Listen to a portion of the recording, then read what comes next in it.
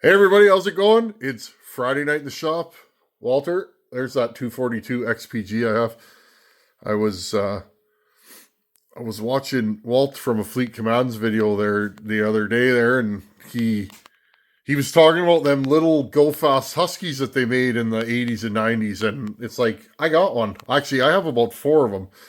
And that's a weird saw. You guys have seen that on video before. That is a 242 XPG Pro 42cc saw. I also have multiple Husqvarna 44s, but that's a conversation for another time. Okay, today's video, let's try and get this Mac roughed in. I'm going to start porting it. First thing I got to do, though, I got to take the bolts out of the bottom. I got to put my rings in. I got to put my ring in and time it without any bolts in it and try and get a reference point for where I'm grinding to without touching my pointer, which is always fun. Let's go to the bench. Okay, so what I have to do now is, because these are so hard to time, okay, I set up my bottom end, okay, and my top end's loose. And what I'm doing right now is I'm checking my zero by holding my hand on here. And if we remember where we were at last time, 60 and 60, okay? I don't trust my timing numbers on this saw. So this is how I'm going to go about it. Now I'm going to grab a ring and I'm going to put the saw. I'm going to take this off. Now I have to promise not to touch anything here. I don't know about you guys, but I get to touching things all the time. I'm always hitting the pointer. And I believe I have a ring for this saw right here. Is this a ring for this saw? I think it is. Okay, we're going to put this thing at bottom dead center, which is 180. Okay, I'm going to take this off. I think this is a ring. There we go. Now, I got to put this ring in such a way that it's not going to catch on any ports. Now, I don't know where the exhaust is. Oh, this is going to be tough. This is one of them thin rings. Not my favorite ring to work with, but I only have so many parts for these saws, so... Okay, now I'm going to take this right here. I'm going to... Oh, it helps if you face the cylinder the right way. There we go. There we go. Okay, and now what I'm going to do is I'm going to watch the ring and the exhaust port go up until I think I'm at the top here, which is telling me about 110. Okay, 110 is what it's seeing. And now what I'll do is I'll turn you guys' light on. Let's see. Are we at the top of the exhaust port? And it looks like we're slightly higher than the exhaust port. So what I'm going to do now, I'll pull the ring back down, get it back in there. Okay. I will put this back at 180, if it'll let me. There we go. 180. I'm going to slide this back on here. And I'm going to turn the wheel now to... I'm going to go right there and see what we got. Okay, so it looks like we're close. I'm actually backwards, friends. Right here. And I should be turning it backwards. Again, these Macs always throw me off. Look at that bench. I know, friends. I'm definitely not the clean bench guy. Oh, well, I'm working on my own stuff, so. Okay, we turn it backwards. I'm going to go 110 again. Right there. Okay, so our exhaust is indeed, you guys can see it here, 110. So my eyeball was correct. Now I'll pull the ring down low again. We're going to try out our transfers. Okay, so I'm going to go, we're back at about 180. I'm going to stick this back on here. Okay. What did we think our transfers are at? 132. So I'm going to go 132 and see if my eyes are failing me. And indeed, they're at 132. So you can see the ring is where it needs to be. Okay, well, I think what I'm going to do is I'm going to raise my transfers. I'd like to run this saw at 98, friends. I want to make this thing spicy. I don't know if that's the right idea. So 98, if we want, say, 23, 24 degrees of blowdown, then all I'll do here is I'll turn it around. Okay, let's say we're going to do 100 on the exhaust. Well, then I look, 122 to 124 would be my number. Okay, if we're going to do 98, I probably want about 122. Let's see what that looks like right here. 122. How high are we raising our transfers? Well, friends, that's not a lot. You see that? Just that little bit over top. So now I'm going to grab my marker and we're going to shoot for 122.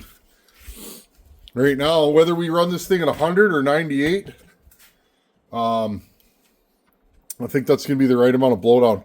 Okay, I'm going to set up on the other bench because my Harley motor is open. I mean, there's stuff covering it, but I don't want to grind anywhere by my Harley motor. So I'm going to mark this with a felt marker, let it dry, and then we can get to porting. Okay, guys, I used a straight shaft just to lower it. We're at 122 on both sides, nice and symmetrical. You guys see what I did there? Now I'm going to go in with my right angle tool. I was having a hard time controlling it because, well, these transfers are way down here, right? Now I'm going to go in with my right angle tool and blend all that, and I'll also do some work to the lower transfers. I don't think I'm going to... I don't know, friends. I haven't decided yet. I kind of would like to... drop this. I'm just looking at the piston right now. I kind of would like these to feed a little bit better through the windows. Okay, and I'm just looking at all this kind of good stuff. So the piston stops right there. I just like to look at the gizmo-ness of the machine and see what are we blocking, what are we not blocking. That's weird. This piston generally has not dropped in here, and now it is. I kind of just want to see what's in the way and what's not. Notice I borrowed a bolt from this one. I liked it. It was a better bolt. So yeah, I'm just trying to figure out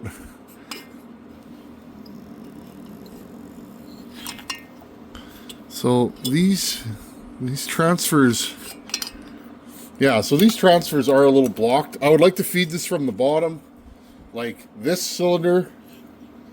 Okay, this thing ran really good. We were happy with how it ran. We wanted to give it more power, but we'll see. With the work I've done to this one, and I'm hoping, friends, that this one's going to be rowdier than the last one. We'll see. Okay, so I'm just going to go in with my right angle tool and blend this and start doing some lower transfer work. And while I'm here, I might as well mark my exhaust roof. I don't know if I want to go 100 or 98. The last saw at 100, it had really good pull, but I felt like it could have had more RPM. And the last saw, the 850 has giant transfers. Somebody was telling me not to increase the size of these transfers. They're too big as it is, they said. Friends, don't be afraid of case capacity. Case capacity gives you big power up top where you should be running the saw. Look at the size of the transfers in the 850, and I didn't do a lot of anything to these compared to this. Okay? Well, this does not cut like an 850, and really the only difference is the transfers. Well, bigger transfers, in this case, give you a lot more power up top. So, I don't think that I can do 850 transfers in this because these have a divider. But I think I could lower this to the bottom, maybe widen the base a little bit, and just feed these a little bit better from the base of the case. Okay, I'm going to mark my exhaust roof here and just keep grinding. Because if I get this thing done, then, you know, I'll be at peace when I go to bed tonight, which is the whole idea. Sometimes you think about these things when you're laying in bed, friends. I don't often, but this saw, jobs like this where you're in it, I do ponder them when I'm in the house. Okay, guys, hour and a half later, I measured and checked and measured and checked and put the ring in, and there we go. I widened my upper transfers some based on how wide the 850 transfers are. These may be too big, they may be too small. The 850 transfers, if you look at them, they're about the same width. They are slightly deeper. Okay, so there's more volume in there. They are wider at the bottom. Okay, I did flare this out at the bottom here to try and create pressure here and then relieving of the pressure at the top. I've never shaped a transfer like this. I will say though, friends, home light transfers are straight up and down. Some of your early Husqvarnas are straight up and down. So I mean, I know you can make power like that, or you can make flow. So whatever, right? We're just having fun. There's no right or wrong, friends. Remember that when you're doing this, just do it for you. Just have fun. It's just a chainsaw. It doesn't really matter. In the grand scheme of things, friends, this stuff does not matter. You know, what matters is what kind of a husband and a father I am. Think about that. That matters. This doesn't matter. I may blend that a little bit more in there.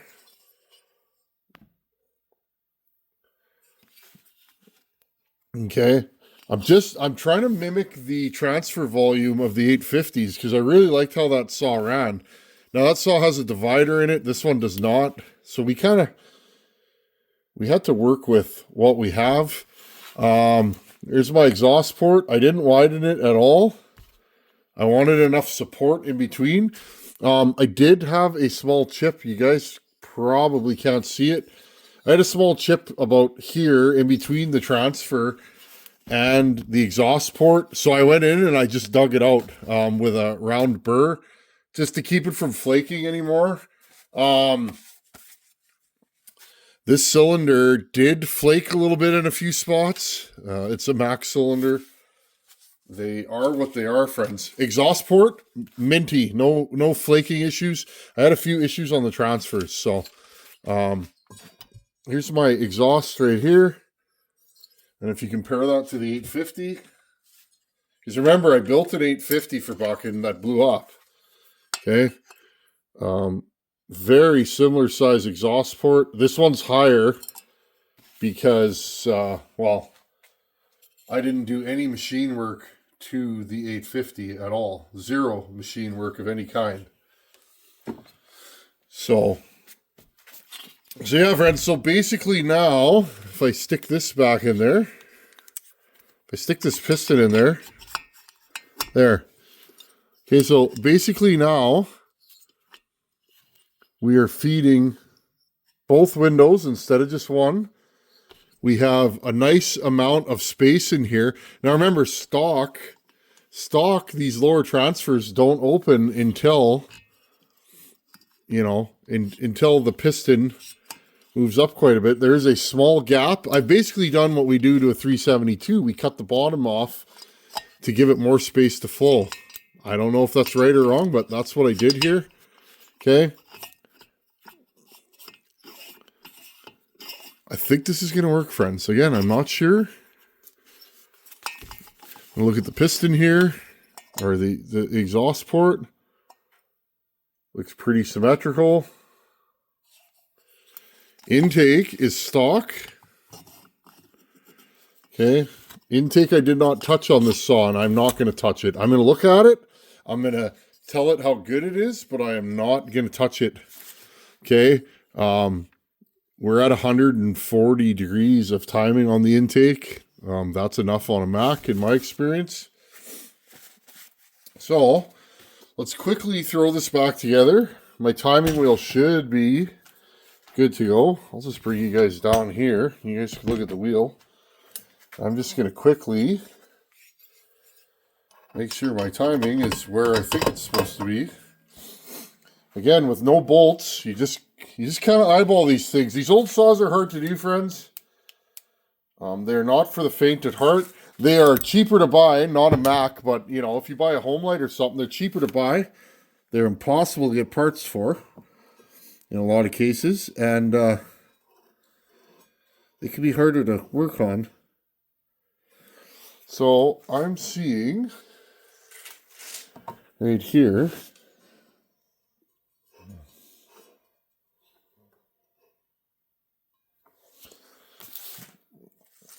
See, friends, and it's funny with my eye now. With my eye now, it's telling me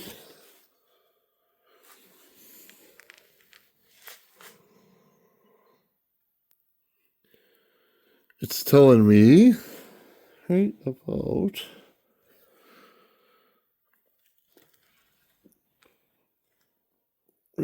there. So I may still be about a degree off, which is easily fixed. I checked with the ring. The ring was telling me 99.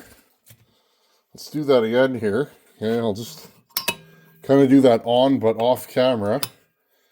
Okay, I'm going to stick the ring back in here. The ring doesn't lie. My eye does, right? On this particular saw because the exhaust port is so short, I can't really do a first ray light. Okay, so I let the ring back in there.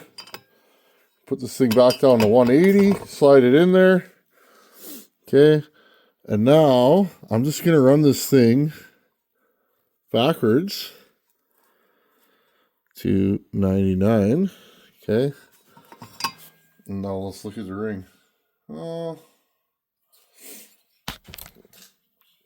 I don't know if you guys can see that. It's pretty much flush. It may be at 100, it may be 99. I can't really tell, friends. I'm going to take my knife here and see if I can grab an edge.